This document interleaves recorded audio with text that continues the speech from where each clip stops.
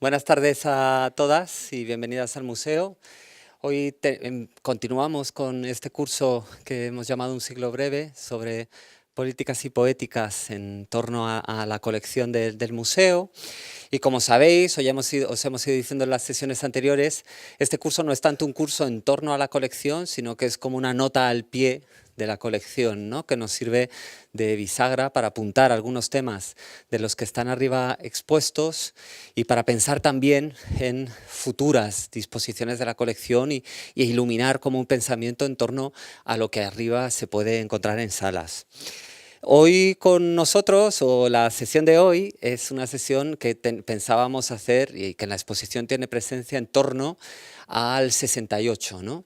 En nuestra colección se puede visitar que esa sala es un ámbito que está entre el 68 y el 75, ¿no?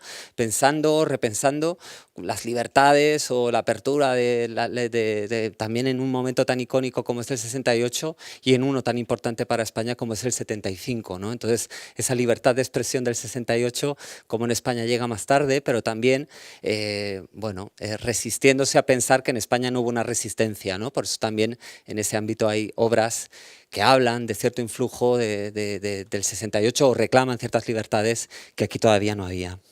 Hoy nos acompaña aquí, o para la sesión de hoy, tenemos a Kristin Ros, que para nosotros es un honor tenerla hoy aquí. Es alguien a quien hemos seguido mucho durante muchos años por sus textos que son clave o que han sido clave para la definición y redefinición de diferentes momentos históricos, ¿no? El primer libro suyo que se tradujo al castellano es Mayo del 68 y sus vidas posteriores, que se tradujo en 2008, si no recuerdo mal, por Acuarela Libros, y que en aquel momento aquí se editó o se publicó, se tradujo, conmemorando los 40 años, justo hace una década, los 40 años de Mayo del 68. Para muchos de nosotros ese libro fue fundamental, porque abrió el suelo, ¿no? o cambió la manera de entender el 68, no tanto como un acontecimiento espectacular que sucedía solamente en un mes, sino nos hablaba o se iba un poco hacia atrás en la lectura de Mayo del 68 y nos hablaba también de sus lecturas posteriores, ¿no? De sus vidas posteriores y cómo las décadas posteriores habían reescrito un Mayo del 68 hasta cierto punto diferente del que fue en origen, ¿no? Otro de sus libros, y que también ha sido traducido al castellano, es el de Lujo Comunal, ¿no? el imaginario político de la comuna. Este libro nos ha tocado particularmente, nos ha tocado especialmente, porque tal y como hizo en el 68, Kristin, en mayo del 68, Kristin Ros se va a un momento como es el de la comuna para encontrar algunos elementos o algunos momentos dentro de la comuna que ayudasen a reescribir o a pensar la comuna desde otro lugar, quitando lugares comunes en relación a aquel acontecimiento y generando, yéndose a las fuentes primarias o a los documentos que se generaron o que se produjeron en el entorno de la comuna para establecer un impacto de la comuna que va más allá de los acontecimientos del 71, ¿no? Y que después tiene impacto en figuras como Kropotkin o William Morris, ¿no? Es un libro apasionante que os invito a leer, ¿no? Y a visitar, ¿no? Con ese concepto de lujo comunal que hoy también explorará. Y uno de sus otros de sus libros, o el primero de sus libros, pero que justamente es el que más tarde se ha traducido al castellano, ¿no? Es el surgimiento del espacio social, Rimbaud y la Comuna de París, en el que ya apuntaba algunas de las cosas que se ven en sus investigaciones posteriores sobre la comuna, pero que ahí están más centrados en torno a la figura de Rimbaud, ¿no? Y del espacio social de la ciudad. También entre sus publicaciones está Fast Cars, Clean Bodies, The Colonization and the Reordering of French Culture, que publicó en 1995, que no está traducido al castellano. Sin duda, el trabajo de Kristin podríamos decir que es imprescindible para rescatar no solo otras historias, sino para pensar desde el presente en los acontecimientos del pasado que arrojan luz sobre nuestros problemas actuales, ¿no? Ella afirma que ella no tiene claro que el pasado nos pueda enseñar nada. ¿no? Que es otro lugar común, ¿no? Como una ruptura de las convenciones que quiere imponer una historia sobre el presente, ¿no? Este lugar común de que la historia es la que nos enseña lo que hoy podemos ver, ella lo pone en cuestión, ¿no? En ese sentido es muy bello cuando ella dice esto de que el pasado es impredecible, ¿no? Más allá de no solamente el futuro. Su trabajo entero nos resulta muy evocador, no solamente por las figuras que rescata, sino por también el tipo de escritura y el lenguaje que utiliza en su escritura, ¿no? De sus textos, ¿no? Y apela, y esto nos parece muy interesante, apela a una imaginación política a otra, ¿no? O a otras posibilidades de activación de una imaginación política. Por eso nos parece que su trabajo es rescatable y es poderosamente político, ¿no? Porque ilumina otro tipo de imaginaciones, ¿no?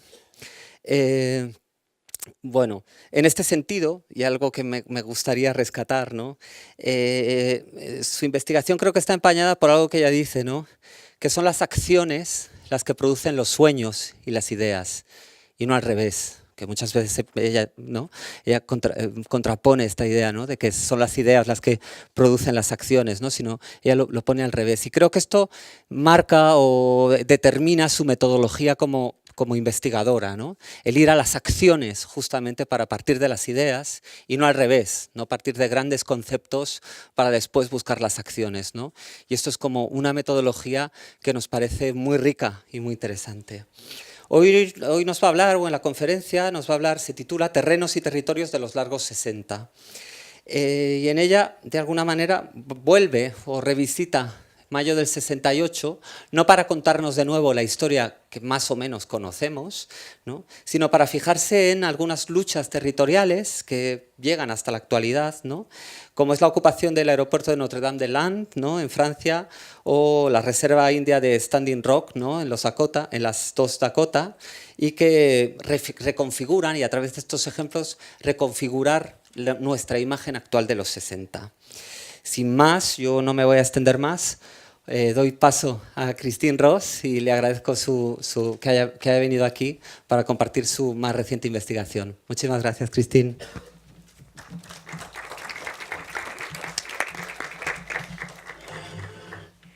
Thank you, gracias. Thank you, Pablo, for the invitation and also for that generous introduction. I was very happy to come back to Barcelona, where I haven't been in 20 years. And so I was able to walk around a bit today and see how the city has changed. And it was very interesting. What continues to give what we call the 60s their power is the way that any attempt that we make to narrate those years or to commemorate them or to curate them in a museum or even to refer to them in passing. Any attempt functions almost invariably as an indicator of what is being defended now. So last October, because of the book I wrote that Pablo mentioned, and the book was about the construction of the official memory of the French 1960s. Because of that book, I was invited by the Macron government to come to the Élysée Palace to discuss President Macron's intention to celebrate throughout the entire year, this year, the 50th anniversary of May 68. Well, I wrote back, what precisely was the president intending to celebrate? The answer I received, the end of illusion, the modernization of France, the closing down of utopias, was not a surprise. But the angry breach of protocol on the part of Macron's counselor when I declined the invitation was a surprise. Apparently, a summons to the palace was to be thought of as a command performance.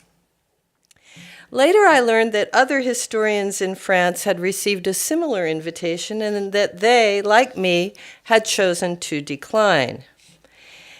Left with only his fervent supporter, Daniel Cohn-Bendit, to function as the master of ceremonies of any celebration, President Macron wisely chose to abandon the idea and to devote his energies to commemorate instead the centennial anniversary of the end of World War I and other more neutral topics. Commemorations are extremely difficult, but they are a very French exercise. I don't know if the Spanish are as given to commemorating as the French are, but in America we commemorate nothing. President Sarkozy, who presided over the 40th anniversary of May, announced his intention to erase all existing memories of the upheavals as part of his presidential campaign. Now, this was a better attitude, I think, for the state to take, rather than Macron's wish to absorb and celebrate, since it gave a bit of energy to the deadly ritual of the commemoration 10 years ago. In Paris this year, May 68 was everywhere.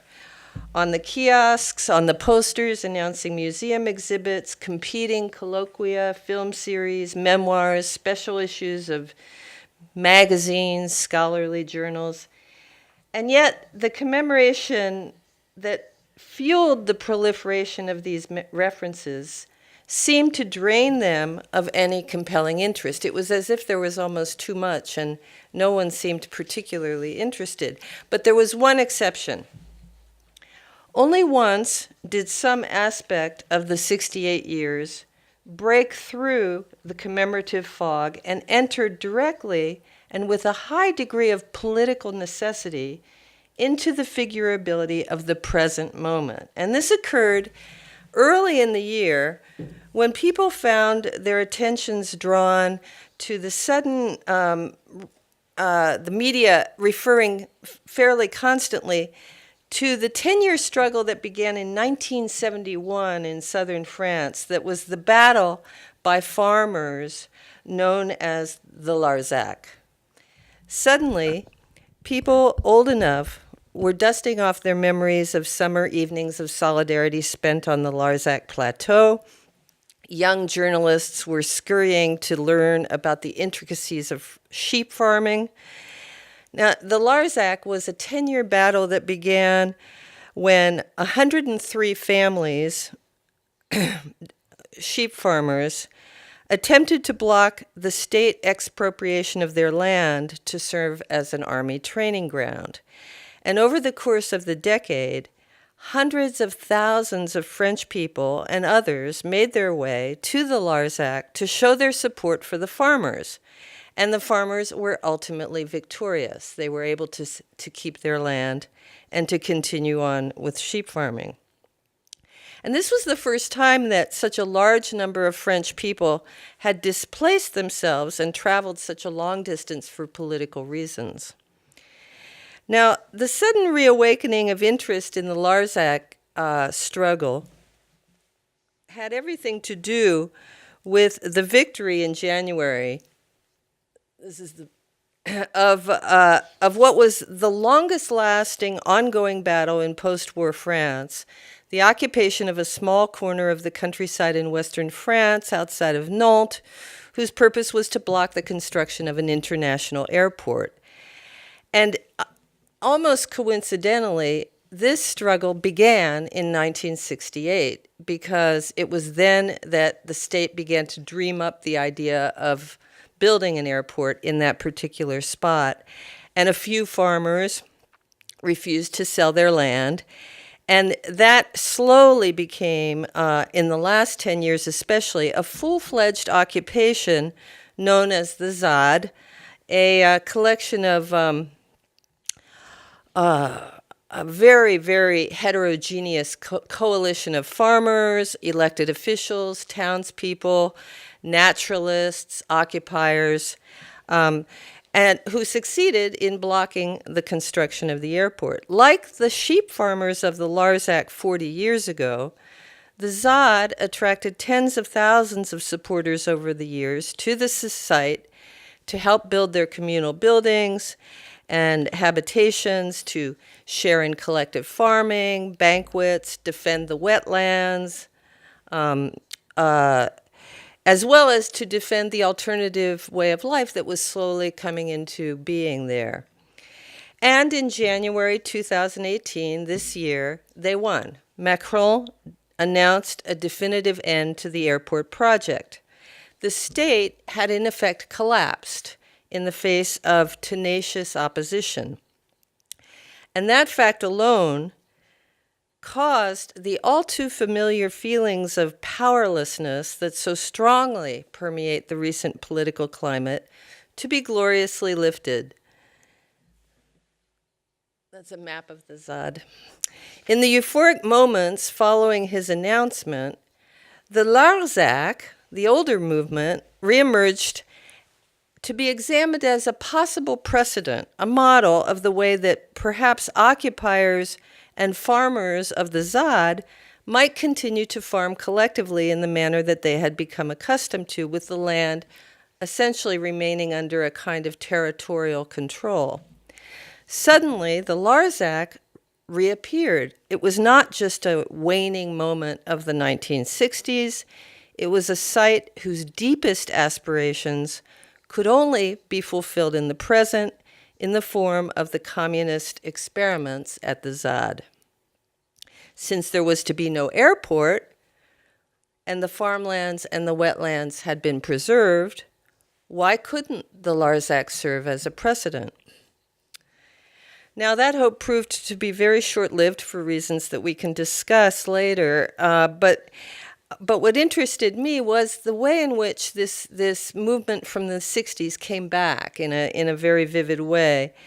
And when the largos came back, something else came back as well. It became possible to see again the Homeric battles that began in 1966 in Japan, when peasants and farmers outside of Tokyo, supported by students in the far left, the Zengakuren, when they fought the state expropriation of their farmland to be used for the building of the Narita airport. And suddenly, when you put those two movements together, the largos and the Narita movement, and they were very contemporaneous, they began to appear what I believe now they truly were. They were the most defining combats of the worldwide 1960s. And the only reason that we can see this now is because of movements like the ZAD. The ZAD and other recent land-based territorial struggles help us see the largos and Narita struggles as the battles that reconfigure the lines of conflict of an era. Now, another way of saying this is that the 1960s, whatever else they were, are another name for the moment when people throughout the world began to realize that the tension between the logic of development and that of the ecological bases of life had become the primary contradiction in their lives.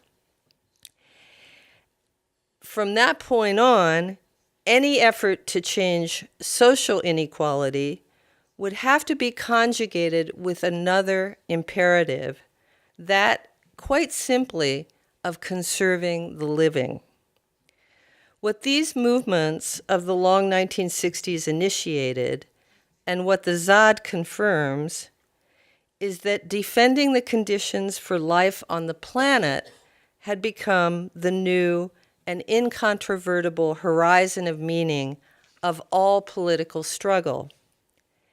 And with it came a new way of organizing, founded on the notion of the territory as a praxis produced by space-based relations, the particular relations that develop in an embedded space, when one is embedded in a particular space. 68 was a movement that began in most places in the cities, but whose intelligence and future tended toward the earth. Now, this is perhaps a major shift in the way we consider the 1960s, but I've experienced once before how a shift in the political sensibility of today can give rise to a new vision of the past. And this was when I wrote my book a long time ago, and this was right after the big 1995 labor strikes in France, which were immediately followed by the anti-globalization protests in Seattle and in Genoa. And this was a real change. I mean, these were new manifestations of a kind of vigorous anti-capitalism after the long dormancy of the 1980s. And it was this revitalized political momentum that made me want to write my history of May's afterlives. And it was because the workers' movement had dislodged a lot of the forgetfulness that had settled over the 68 years. And I felt the need to try to show the way that the events of the 60s, and that it happened not just to a few people, but to a staggeringly varied array of ordinary people throughout France, not just in the capital, that these experiences had not only receded from view, but they had been actively disappeared behind the walls of grand abstractions, cliches, and unanchored invocations. So, in other words, the reemergence of the labor movement in the 90s jarred the 1960s loose from all of the images and phrases that had been put into place in France by the media, by the institution of the commemoration, and primarily by the ex-leftists that had been converted to the imperatives of the market and who became the big spokespeople for the movement. So I don't know if you're familiar with them here, but in France, they were simply everywhere. Bernard-Henri Lévy, André Glucksmann, Bernard Kouchner, Alain Finkielkraut, all of these people who were very, very central to the media and who dominated the airways, had a monopoly on projecting themselves as the lone interpreters of what had happened in the 60s. Now, we sort of have their equivalents in the United States, but in France, these were all men, and they could be relied upon to reenact at the drop of the hat the errors of their youth. And these were the people that I called in my book the official memory custodians. These were the functionaries of memory. And it was they who took on the task of embodying the generation, all the better to criticize the goals of the movement. So in effect, that they had made themselves the guardians of the temple that they were in the midst of destroying. And by the 20th anniversary of May, so the peak of in the 1980s, they had successfully gotten to the point where the voice of what was the counter-revolution was taken in France to be the voice of the revolution. I mean, it was an amazing thing. May 68 had become essentially its opposite. But the labor movements in 1995 helped wrest control of the memory of 68 from these official spokespeople, and it reminded everyone what those forces of oblivion had helped them to forget. May 68 was the largest mass movement in modern French history. It was the most important strike in the history of the French labor movement, and it was the only general insurrection that Western overdeveloped countries had experienced since World War II. Now, when I was rereading my book, I was surprised to find that the new argument that I made at the beginning of this talk was already there a little bit in the pages, and it was in the form of a very uncharacteristic prophecy that I made when I suggested that there would come a day when an autodidact farmer like Bernard Lambert would emerge as a far more powerful figure of 68 politics in France than Daniel Cohn-Bendit. And that what occurred offstage in Nantes, in Western France, that spring, would be seen as something far more powerful than what occurred center stage in Paris. Nantes plutôt que Nanterre. The Wind from the West. The Wind from the West was the name of a farmer's journal co-edited by Lambert and published in 1967 and 68.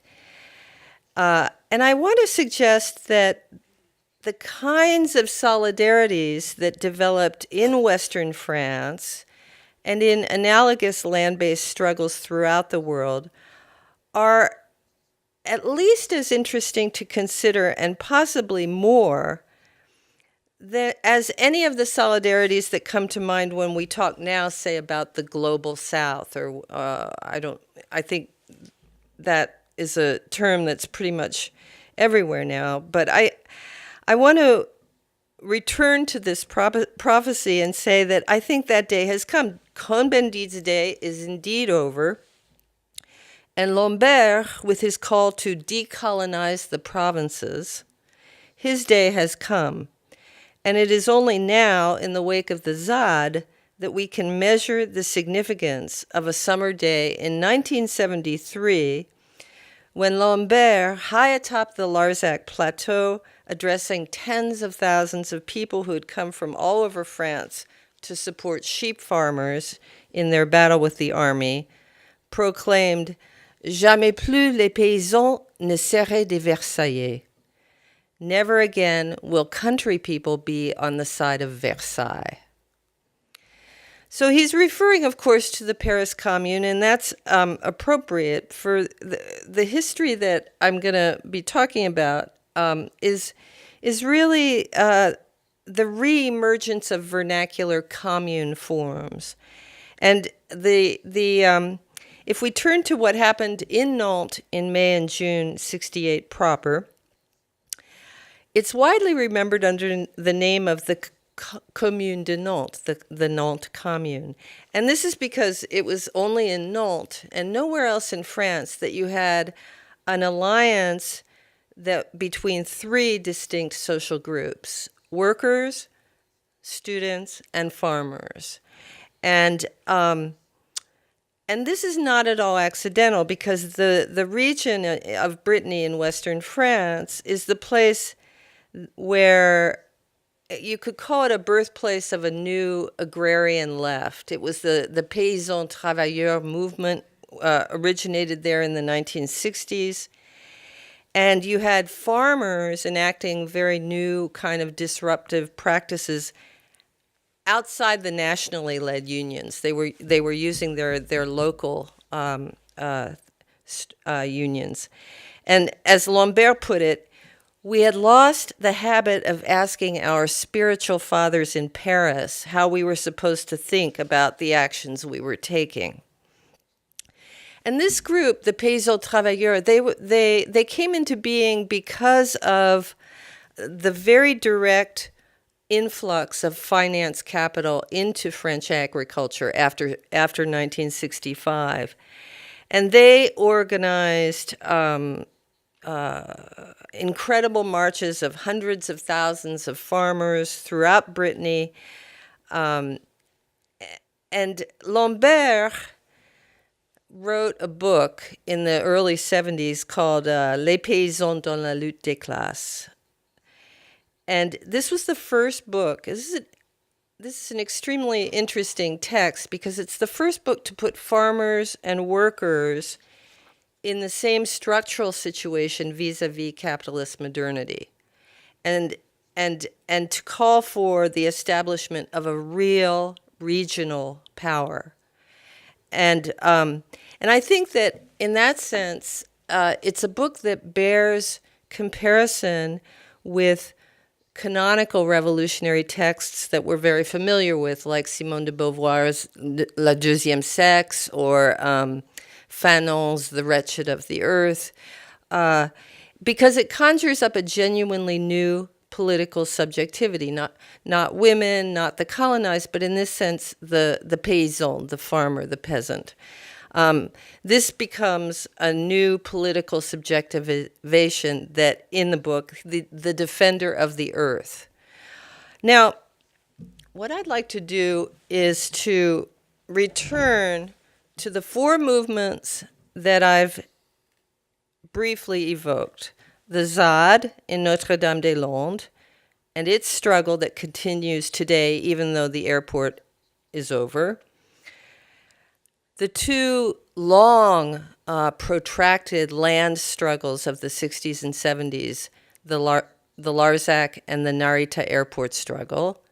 And the fourth one is the Commune of Nantes in May and June 68. So I want you to keep those four movements in mind, and I want to consider them in the light of three practices that they share, above and beyond their use of occupation as a form of direct action. Now, the first practice is the act of defending, per se, embodied in the figure of the paysan, whose name etymologically means someone who defends a territory, and certainly there in a word that has only just gone into the French dictionary 2 years ago, ZAD, zone à défendre. Japanese farmers outside of Tokyo, taking a tip from North Vietnamese peasants in their war with the United States, went so far as to bury themselves in underground tunnels and trenches to prevent the entry of large-scale construction machinery into the zone. At a moment when the state-led modernization effort made accelerated industry the sole national value in Japan, farmers countered with their conviction that the airport would destroy values essential to life itself. In Notre-Dame-des-Landes, farmers who refused to sell their land, many of whom had driven their tractors into the city center of Nantes in May of 1968, were joined by townspeople in a new group, squatters, soon-to-be occupiers, and the ZAD became a set of porous battle lines, and the act of defending replaced the action we are much more frequently called upon to do these days, namely resist. So my question is, why does the history of the ZAD show us that defending is more generative of solidarity than resisting? Resistance means that the battle, if there ever was one, has already been lost, and that we can only try helplessly to resist the overwhelming power that we attribute to the other side. Defending, on the other hand, means that there is already something on our side that we possess, that we value, that we cherish, and that is worth fighting for.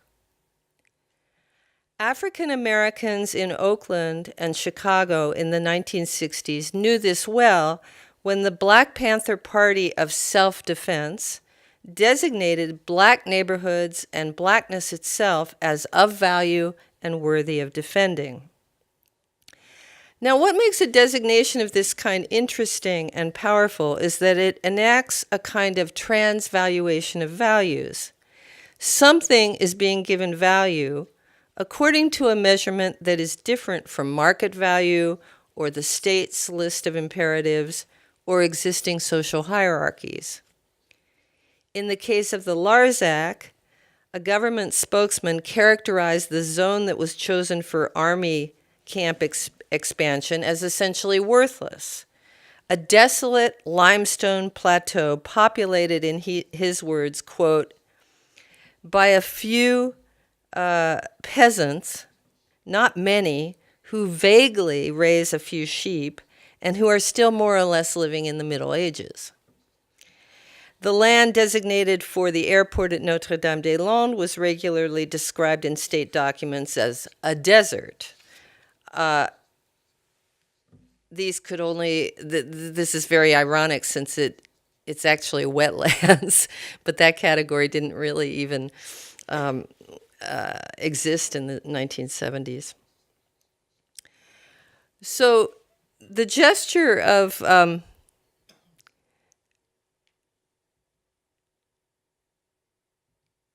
here, this is the Commune de Nantes.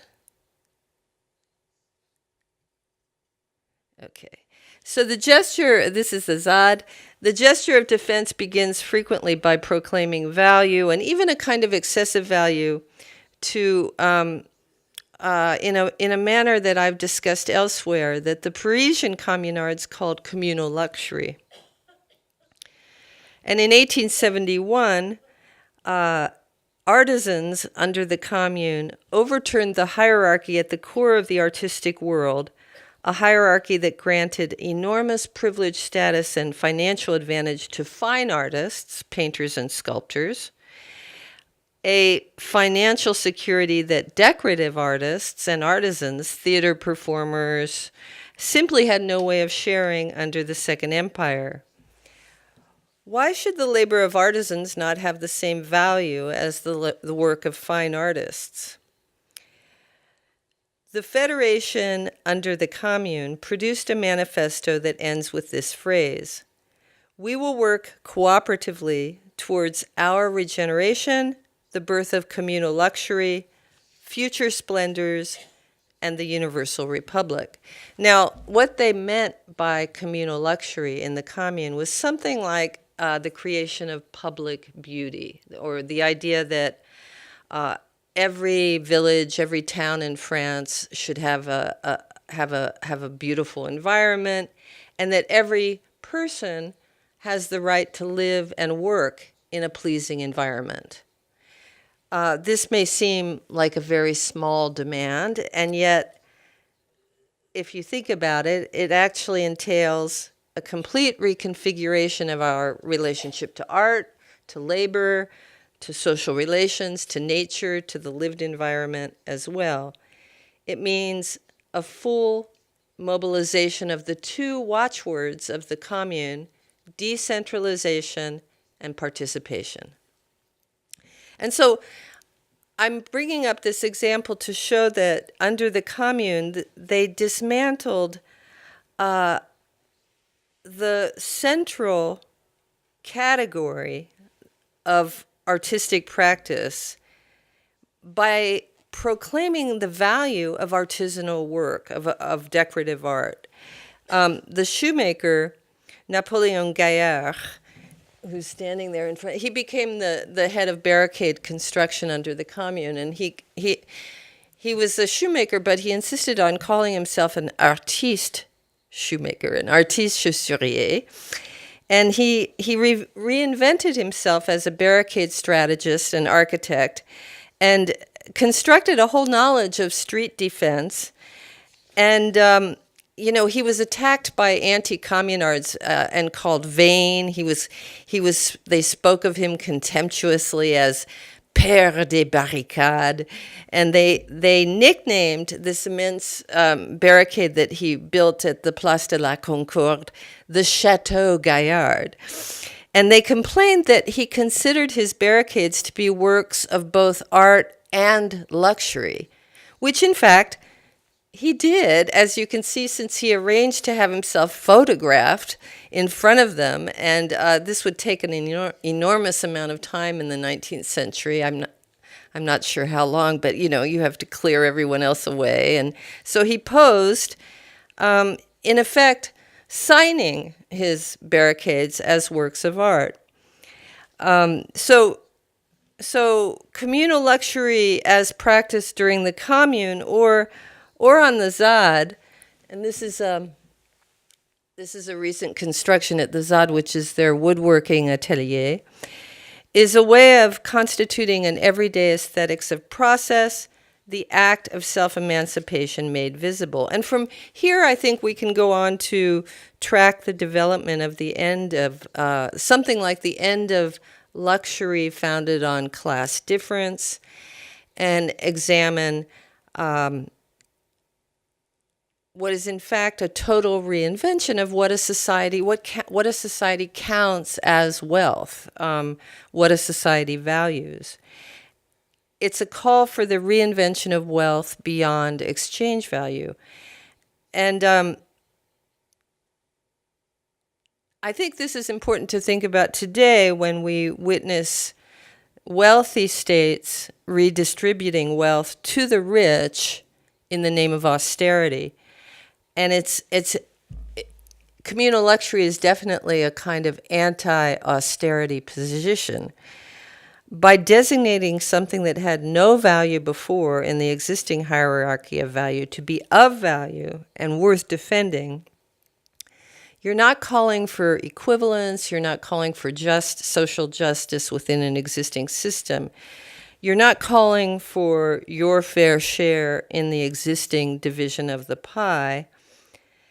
Communal luxury means that everyone has a right not just to his or her share, but to his or her share of the best. And it's a designation that calls into question the very ways in which prosperity is measured, what a society recognizes, what a society appreciates, and what it considers wealth. And what is being defended over time changes. If we return to the Larzac, to the Narita struggle, and to the ZAD at Notre-Dame-des-Landes, these are what Maoists used to call protracted wars, struggles that keep changing while enduring, and whose long duration has everything to do with the non-negotiability of the issue. An airport is either built or it's not. Farmland is either farmland or it has become something else, a housing development, a mall, an army training ground. But where once you might start by defending farmland or an unpolluted environment or even a way of life, what is defended as the struggle deepens includes all the new social links, the solidarities, the affective ties, the new physical relations to the territory, what Gaston Bachelard called the muscular consciousness, the other lived entanglements that the struggle produces. And as new creative ways are found to inhabit the struggle and to live it, it becomes apparent that the state and capitalism do not have to completely collapse in order to begin living relatively free lives. Alternative, practical, collective ways of satisfying housing, food, education, healthcare can be created in relative independence from the state. And this is the second practice that I want to talk about. This is called what has come to be called dual power. And it has to do with the idea of working alongside of state structures, becoming less and less reliant upon them, in an attempt to render those structures redundant. And this, of course, means that you have to cultivate many new talents and collective capacities. And once again, the Black Panthers are a good example because in the 1960s, with their school breakfasts, they to all extents and purposes, they turned their communities into dual power communes. They knew that by operating at the level of everyday life and not ideology, by substantially transforming everyday life, by owning it through political struggle, by being accountable for it, they were making revolution on a scale that people could recognize. In France, the events of May and June 1968 in Nantes are the best illustration. Nantes starts with the workers at the Sud Aviation factory. This is the very beginning of 1968 in France, is what happened in this factory when they occupied it. Because this was the spark that started the whole workers' strikes across the country. And they were able, this was a successful enduring strike because the farmers fed the workers' families while they were on strike. So that older network that existed from the paysan travailleur movement was in place, and farmers began to bring in, organize a kind of collective food distribution, and to the point where they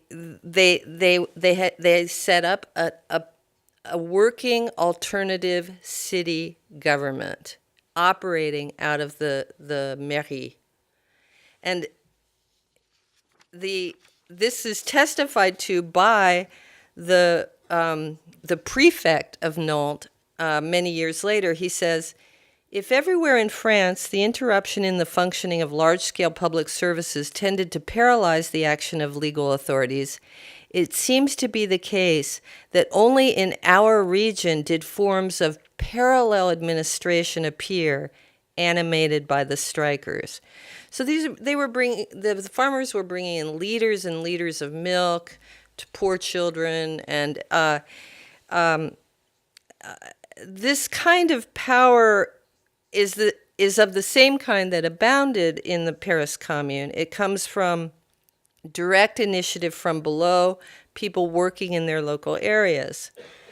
But the communards were separated by what Marx called a Chinese wall of lies from the rest of the country. They had to use messenger pigeons to communicate with them. And when Peter Kropotkin wrote his history of the Paris Commune, he said, they didn't solve the problem of food. You know, they should have immediately reorganized all of the départements outside of Paris and turned them into massive vegetable gardens to feed the revolution.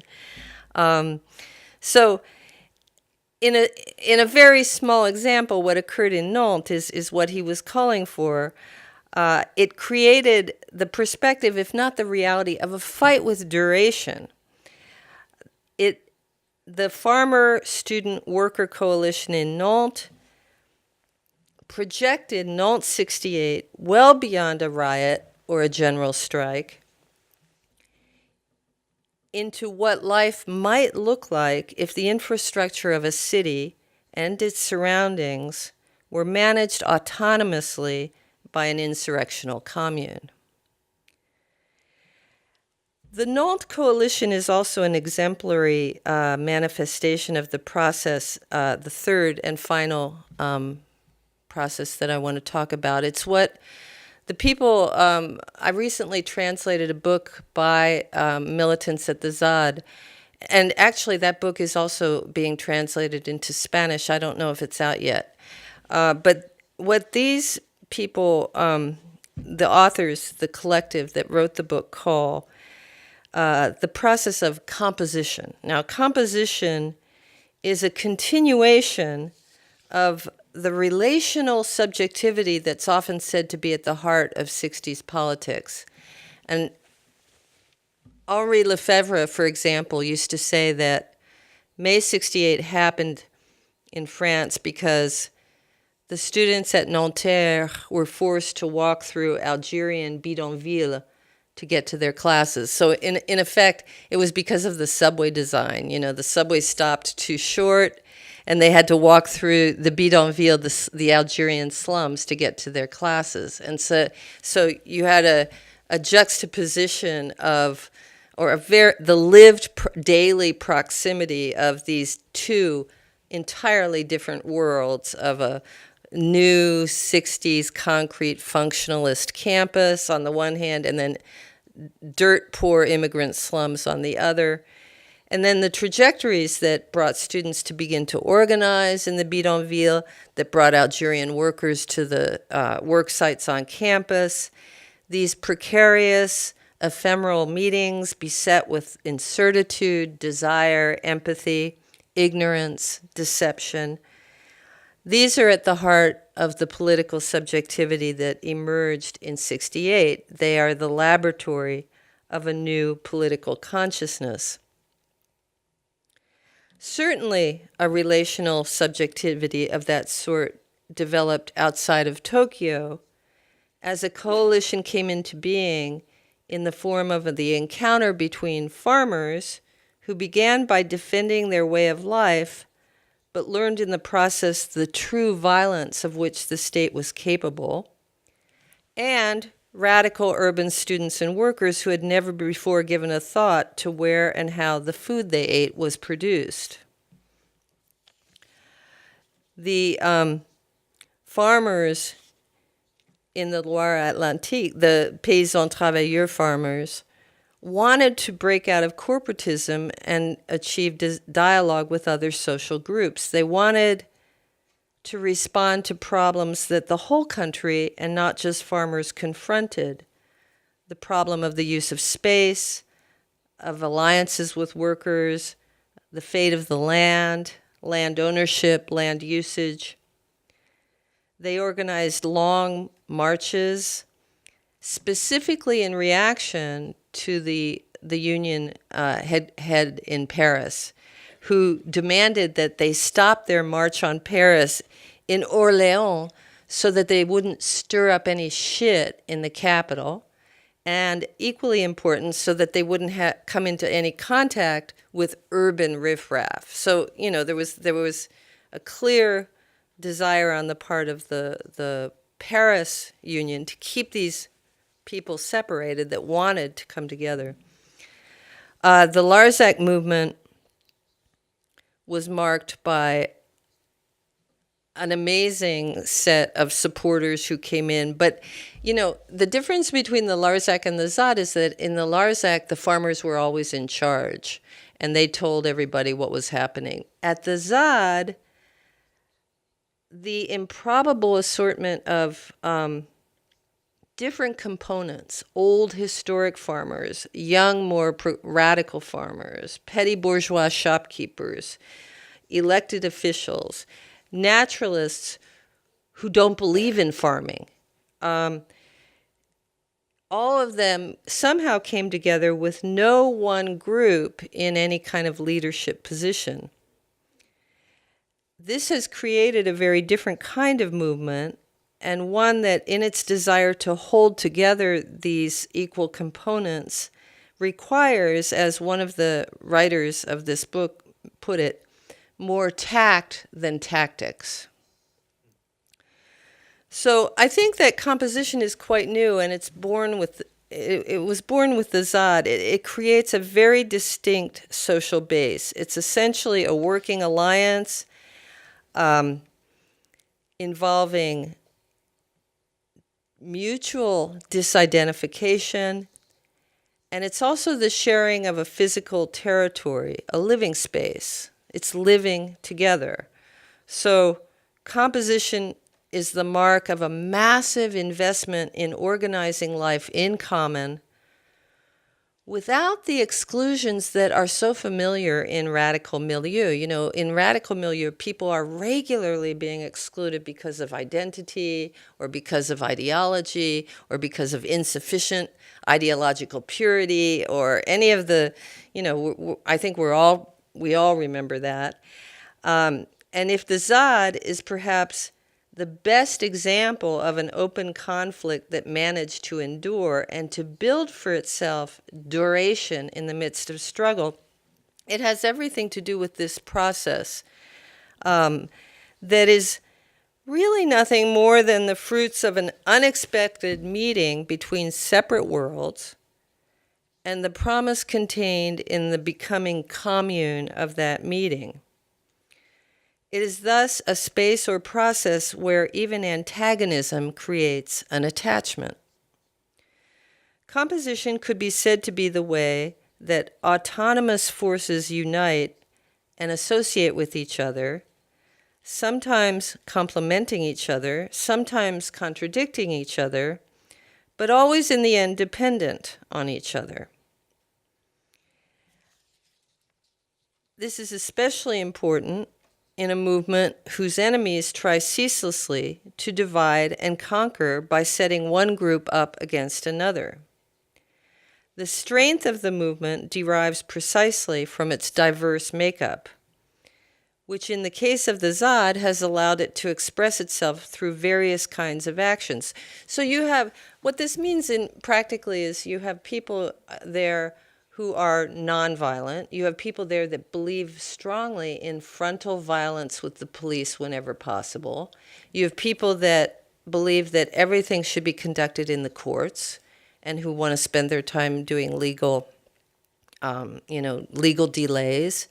You have people that believe that the most important thing is to chart the flora and the fauna of the area to find the endangered species in order to make that argument. Now,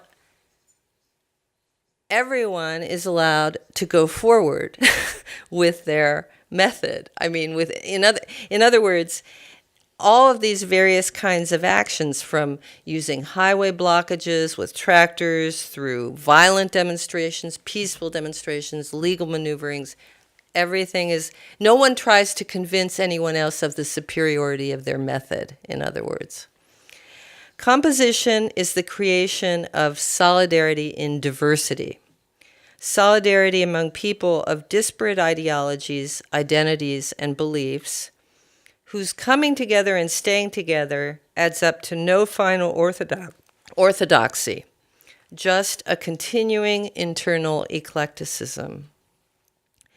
That eclecticism and the disagreements it produces can be exhausting and often aggravating.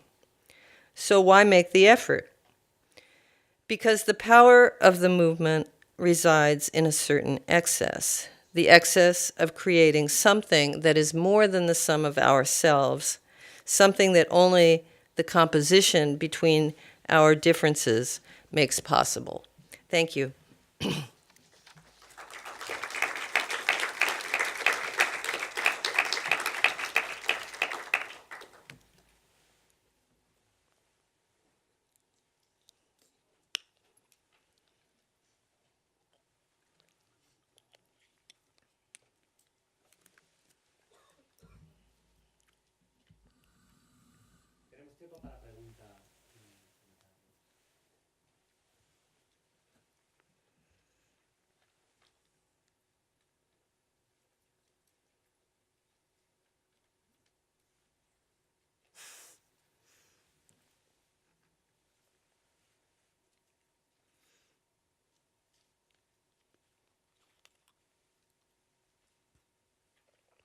I mean, maybe I could ask you a question now. What sort of media coverage was the struggle at Notre-Dame-des-Landes? Did it, or is it something that is very known in Barcelona? Mm-hmm.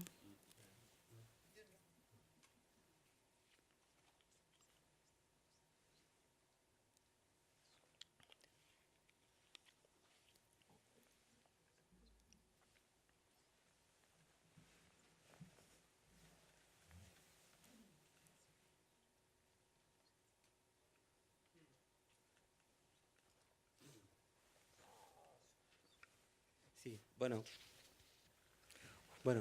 no sé, sí. Oh, hello. How do I do this?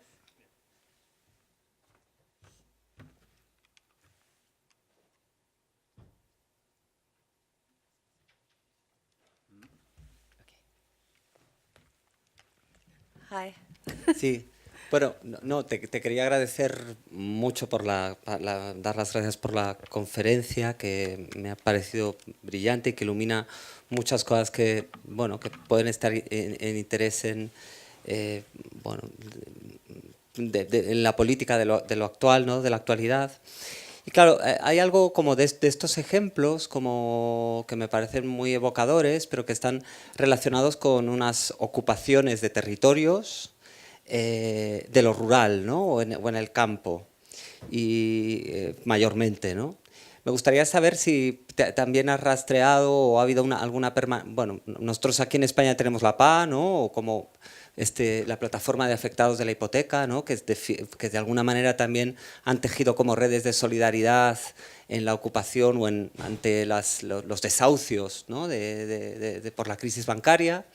pero me gustaría saber si algunos ejemplos similares a los que has expuesto, ¿no? Y en este rastreo que has hecho de estos ejemplos, también esa solidaridad o esa protección del territorio, hay ejemplos que podrían entrar en esa genealogía o en esas prácticas en el territorio francés y que puedan ser ecos del 68 o de este trazo que has explicado. Can you, do you mean urban, specifically urban? There's a number of interesting things going on in the U.S., in cities like Philadelphia, where, have you heard of this, this movement called self-gentrification? No. It's in African American communities in very poor areas. Philadelphia, for example, has the highest level of African American poverty of any city in the U.S., and it's there that people have started doing this thing called self-gentrification. And the idea behind that is very much what I was trying to evoke by beginning with defense, because it's the idea of defending the African American neighborhoods that are being targeted for massive gentrification despite how poor they are. It's just the situation now is so, enormous, coming out of largely from universities. Universities coming in and building elegant dorm rooms for, private universities coming in and buying up this land. So the idea behind self-gentrification is to gentrify your neighborhood yourself before someone else can do it. And that is and in the case of, what do they have to value? Well, it's history. It's, what they're putting forward is that these are their neighborhoods with a valuable African American history that has to be protected against gentrification. And so often there are certain kinds of coalitions from outside the neighborhood that have come in to help in this by, for example, training people to put solar panels on the buildings so that they, that improves, that's a form of self-gentrification of the neighborhood, but also it helps in employment, it gives them a skill, blah, blah, blah. So I think that the logic behind this is quite similar to what I was talking about. I've been concerned in France, it's primarily in the countryside that these movements are taking place. And not just in France, in northern Italy with the Notav movement, the attempt to block the building of the high-speed train through the Alps, and then also very recently a kind of interesting semi-success, which was in the Hambach forest in Germany. I'm sure you know about that, the oldest forest in Europe, I believe, in continental Europe, which there was a Zad there that had been long going. They had been there for 6 years, living in the trees to protect the area of the forest from being cut down to make, essentially coal. Because, as you know, Merkel loves coal. And they were evacuated extremely violently by Merkel just a month ago. And with the same degree of violence that Macron evacuated the Zad of Notre-Dame-des-Landes, which was extraordinarily violent. And but the irony is that 2 weeks after the evacuation took place, the courts in Germany ruled that she had no right to take down the trees. So they won. I mean, they did win.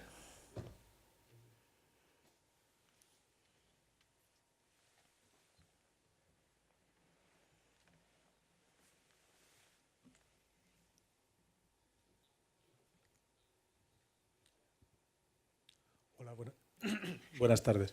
Buenas tardes. Me gustaría porque ha utilizado mucho la palabra territorio y me gustaría un poco, ha utilizado the notion of territory as a praxis, y que desarrollara un poco, porque me interesa especialmente como geógrafo. Y territorio además se utiliza mucho de manera muy polisémica y me gustaría saber exactamente qué está diciendo cuando dice esto. Well, in the case of the ZAD at Notre-Dame-des-Landes, there was an actual set of border lines that were designated by the government as the place where the airport would go. So it was the outline of the territory was created by the government and then transformed into a battle. What I mean by territory and as a praxis has everything to do with the long duration of these movements. And to come back to Pablo's question too, I mean, when we go back and think about urban occupations like what happened in Madrid or Taksim or Oakland or, the movement of the squares in 2011, these were fairly short-lived. And I think that they were short-lived in part because they were urban. A lot of the rural occupations are allowed to subsist because no one cares. This is not land that is greatly valued. This is not, and often they're off the grid. These are, especially in France, these are areas like the Cévennes and the Ardennes and, these places that capitalism forgot. Or, areas that have been allowed to become semi-autonomous because the state took a nap, and forgot about it. And I think that what occurs when the state takes a nap is always very interesting. And it's okay. So you have situations where forms of social relations are allowed to develop because of, your babies are being born. Babies are born at the ZAD, grandmothers and decades. In the case of the Notav movement, that's been going on now for so long that you have generations that have been implicated by the movement. So and the praxis is the last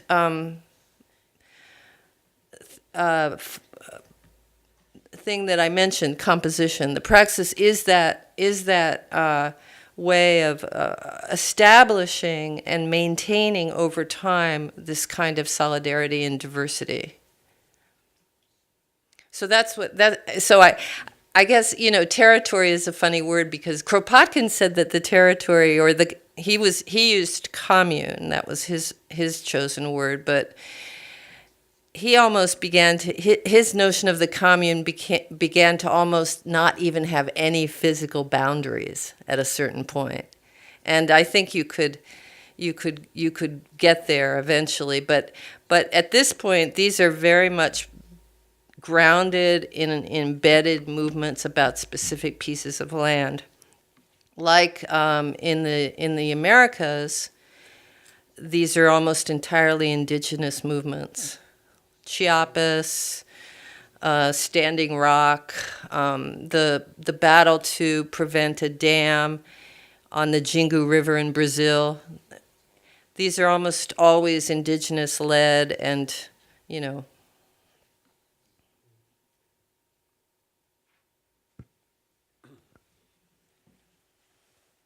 Hello. Can we then say that terms such as defending are only appropriate in the rural space and resisting for urban space? Oh, I haven't thought about it that way. But no, because I think that my example of self-gentrification is based on defense. And that's urban. So, you are defending your neighborhood. and certainly the kinds of I mean, in Barcelona, I mean, what are you all doing? Resisting or defending? I mean, it seems to me it's closer to defending.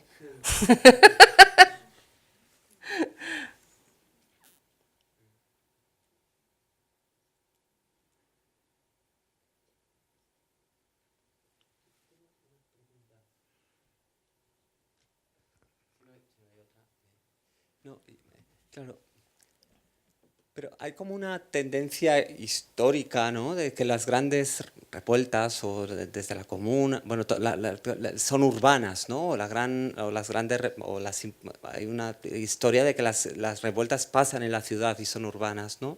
Me preguntaba ahora, con la vista histórica en Nantes, ¿cómo se retroalimentó lo que pasó en Nantes con lo que pasaba en París, ¿no? O cómo se retroalimentan estas, no tanto como lo del SAT, que es una resistencia mucho más prolongada en el tiempo, pero estas eclosiones que hay en momentos históricos que además están fijadas en las ciudades, ¿no? Por la historiografía, cómo se retroalimentan con estos otros espacios o territorios en los que también suceden revueltas, pero que no tienen tanta visibilidad.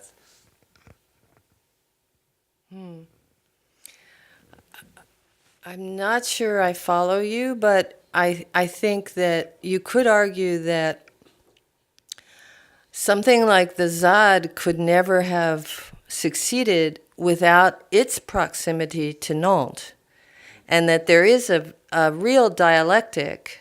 There's a city-country dialectic there that was very important because, and this gets back to the idea of the territory has to be porous because it has to be porous enough to allow the support to come in and to allow the enclosure to not be an enclosure, to not be a paranoid, formation of some kind, to not be closed in on itself. Or, I mean, we can all think of countless sort of right-wing examples of these. I mean, at least in the United States, we have them all the time. Waco, or these strange cult-like, formations that have a very strong, alpha male at the center. I mean, this is the danger that people like the communards that like Reclus and Kropotkin and those people, they were very fearful of. So there has to be a kind of porous way for there to be, for what we're calling the territory to be completely, open to what's going on beyond it, and especially to be able to federate, with other territories. There's a lot of movement, for example, between Chiapas and the people at Notre-Dame-des-Landes. There is a back and forth between them and the people in Notav in Italy. There's a lot of communication, there's a lot of actual physical displacement, support, solidarity with other movements outside of themselves.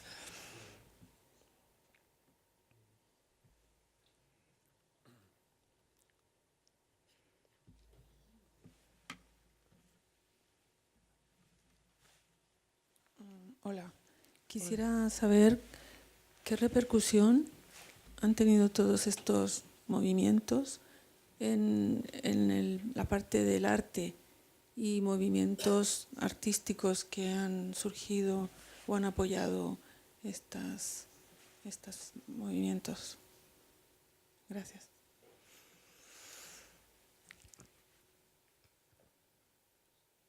It's funny. I was when I was invited to the ZAD to talk about the book about the Paris Commune, and they wanted me to actually to try to think about the continuities and the differences between what happened in Paris in 1871 and what they were trying to do. And So, you know, we had this discussion, and then I kept going down there. And one time when I went down there, they were building a lighthouse in the middle of a field. And I mean, this is what I think of as the art of the Zad, is they were building a lighthouse in the middle of a field. And I said, well, why? You know, because the ocean is nowhere near. And they said, well, I said, is it defensive? Is it so that you can see the cops when they come? And they said, no, it's communal luxury. It's the seventh wonder of the Zad. And I don't have a picture of that lighthouse. They turned it into a library. It's their library. But if you look at a structure like this, it's really quite amazing. It's amazingly beautiful, for one thing. And it shows that they've gotten more skillful. If you compare it to these earlier, these were barricades that then became dwelling places. So people were living in what had been constructed as a barricade against a massive army invasion of the French army, which happened in 2012. But you can see now, you know, and the reason something like this exists is that a van showed up with 12 Swiss architects in it, and they said, we're going to build this for you. So, you know, there's a lot of very highly skilled people that are helping out.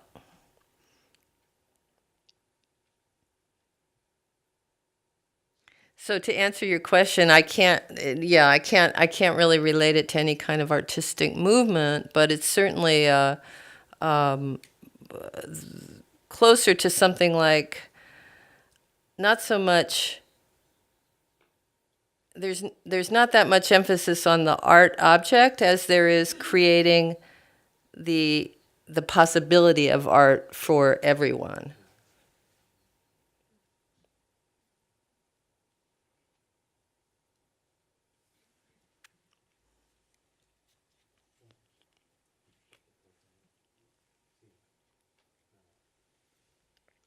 Si no hay más preguntas, yo creo que podemos terminar. Muchísimas gracias, Kristin. Sí. Thank you.